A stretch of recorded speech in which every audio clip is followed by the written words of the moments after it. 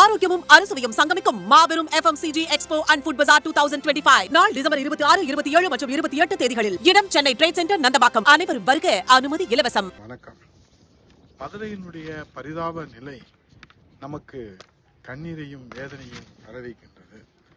மத்திய அரசின் வீட்டு வசதி மற்றும் நகர்ப்புற அமைச்சகத்தால் நடத்தப்படும் ஸ்வச்சர் வேக்ஷன் 2025 என்னும் தூய்மை கணக்கெடுப்பில் இந்தியாவிலேயே தூய்மையற்ற நகரங்களில் மதுரை முதலிடத்தை பிடித்துள்ளது நமக்கு வேதனை அளிக்கின்றது.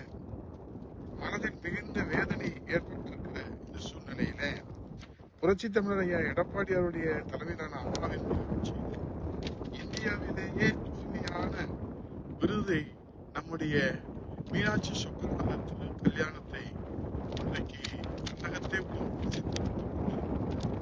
மீனாட்சி கோயில் தூய்மைக்கான விருதை மதுரை மாநகருக்கு பெற்றுத்தந்து உலகளவில பெயரையும் புகழையும் நமக்கு அம்மாவினுடைய ஆட்சியில எடப்பாடியார் முதலமைச்சராக இருக்கிற போது மதுரைக்கு பெருமை சேர்த்தார்கள்.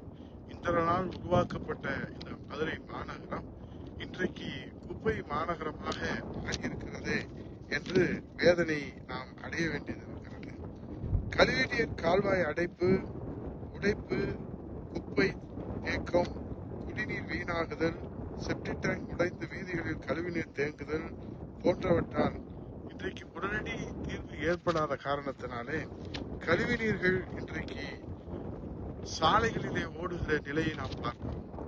திராவிட முன்னேற்ற கழகம் ஸ்டாலின் நாங்கள் ஆட்சிக்கு வந்தால் பாலாறும் தேனாரும் ஓடும் என்று சொன்னாரே, இப்போது மதுரை வீதிகளிலே, மாட வீதிகளிலே, மீனாட்சி அம்மன் வீதிகளிலே இன்றைக்கு கழிவு நீர் ஓடுவதை பார்த்து கண்ணீர் வடிக்கிறது மதுரை மக்கள். மீனாட்சி அம்மன் கோவிலை சுற்றிய வீதிகளில் கழிவு நீர் ஆறு போல் ஓடுவதால் பக்தர்கள் கடும் அவதி அடைந்து வருகின்றார்கள். மதுரை மீனாட்சி அம்மன் கோவிலுக்கு தமிழகம் மட்டுமின்றி பல்வேறு மாநிலங்களிலிருந்தும் வெளிநாடுகளிலிருந்தும் உலகம் முழுவதும் தினந்தோறும் ஆயிரக்கணக்கான பக்தர்கள் வந்து செல்கின்றார்கள். இதனால் மீனாட்சி அம்மன் கோயில் சன்னதி மற்றும் கோவிலை சுற்றியுள்ள மாட வீதிகளிலே எப்போதும் பக்தர்கள் நடமாட்டத்துடன் பரபரப்பாக காணப்படும்.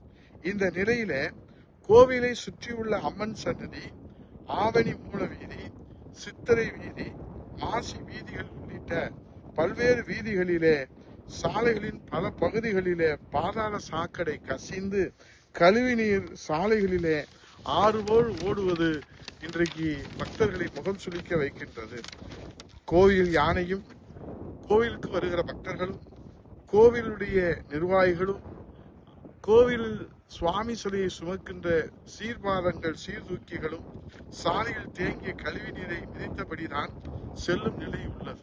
தற்போது மார்கழி உற்சவத்திலே சுவாமி சுற்றி வருகிற போது ஆற்று நீரிலே, வைகை நதியிலே, தூய்மையான நிதியிலே இன்றைக்கு தண்ணீரிலே சென்ற சுவாமி திமுக ஆட்சியிலே கழிவு நீரிலே சுற்றி வருகிற நிலையை பார்க்கிற போது நாம் என்னவென்று தெரியவில்லை.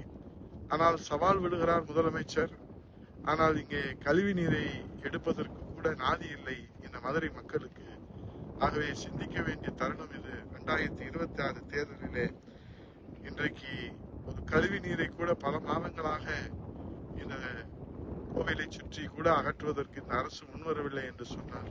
முடங்கி போய் கிடக்கிற அரசு, செயல்படாத அரசு, நிர்வாக திறனற்ற அரசை நாம் வீட்டுக்கு அனுப்ப தருணம் வந்திருக்கிறது.